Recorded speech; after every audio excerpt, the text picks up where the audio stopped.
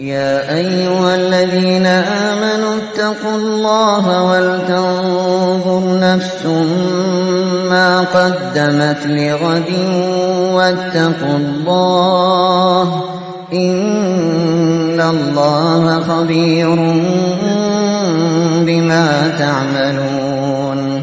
السلام عليكم ورحمة الله وبركاته. Marhaba bikum, ma'akum Abu Isam. Bienvenue à toi pour cette nouvelle leçon, j'espère que ça va. Et on va apprendre durant ce cours l'essence de 10 nouveaux verbes. Le premier de ces verbes, c'est le fi'l ishtara, qui désigne le fait d'acheter. Tu diras pour al-mudari' ishtari, pour al-amr ishtari, et pour al-masdar ishtira'a. Le deuxième verbe de cette liste, c'est le fi'l ba'.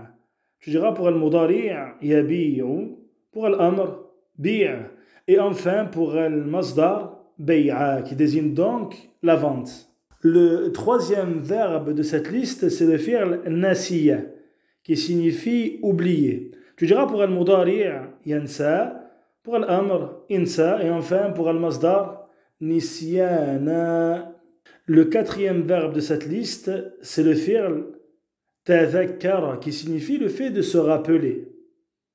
Tu diras pour al-mudari' yatadhakkaru, pour al-amr tadhakkar, et enfin pour al-masdar tadhakkura. Le cinquième verbe de cette liste, c'est le fi'l dhakara, qui signifie le fait de citer, le fait d'évoquer. Tu diras pour al-mudari' yadhkuru, pour al-amr uthkur, et enfin pour al-masdar dhikra.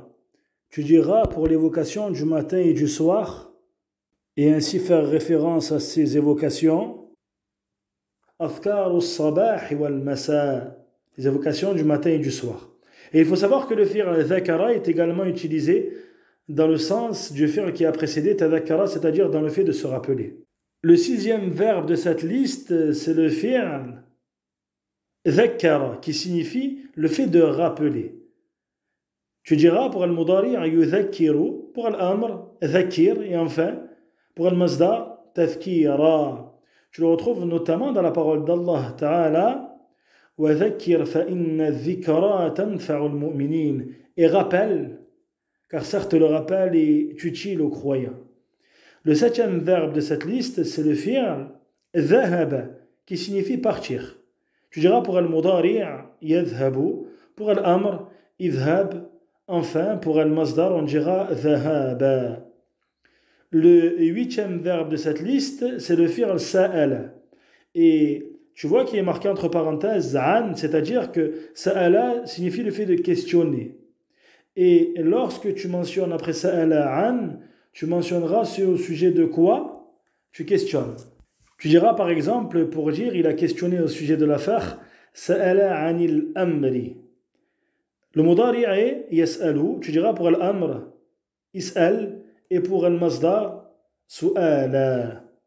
Tu le retrouves notamment dans la parole d'Allah Ta'ala, fas'alu ahla dhikri in kuntum la ta'lamun. Et tu retrouves également dans ce verset le mot dhikr, et demandez aux gens du rappel si vous ne savez pas.